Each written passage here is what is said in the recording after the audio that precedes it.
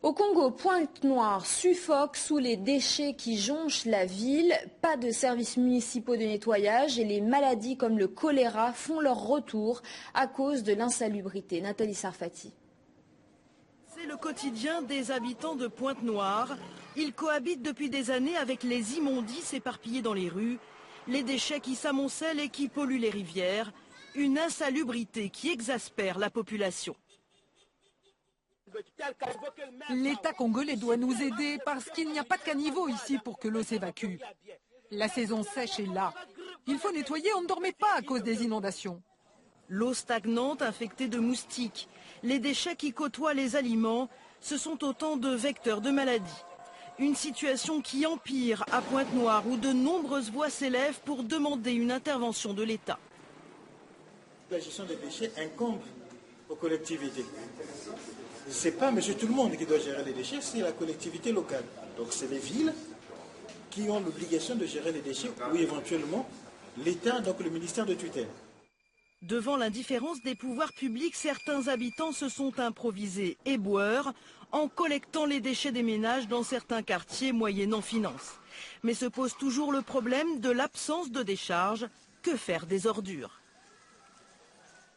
Déléguer ce travail-là aux entreprises privées et accompagner ce travail par une politique locale de gestion de déchets, un plan directeur de gestion de déchets et enfin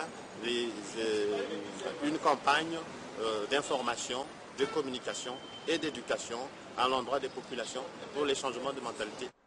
Il y a urgence. En l'absence de politique d'assainissement, Pointe-Noire doit de plus en plus faire face à une recrudescence de maladies comme le choléra ou la poliomyélite.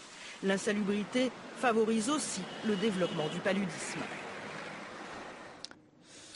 Au Congo, Pointe-Noire suffoque sous les déchets qui jonchent la ville. Pas de services municipaux de nettoyage et les maladies comme le choléra font leur retour à cause de l'insalubrité. Nathalie Sarfati.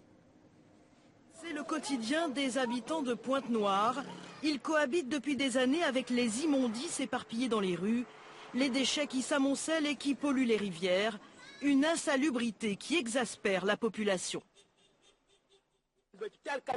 L'État congolais doit nous aider parce qu'il n'y a pas de caniveau ici pour que l'eau s'évacue.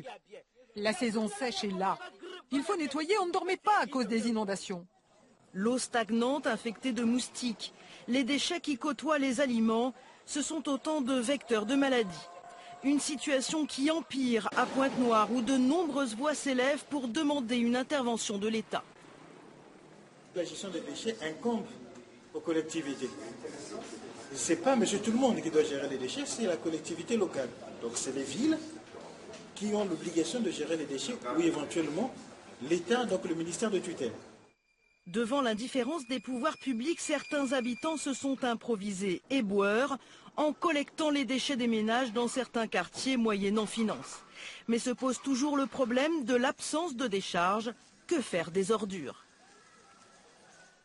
Déléguer ce travail-là aux entreprises privées et accompagner ce travail par une politique locale de gestion de déchets, un plan directeur de gestion de déchets et enfin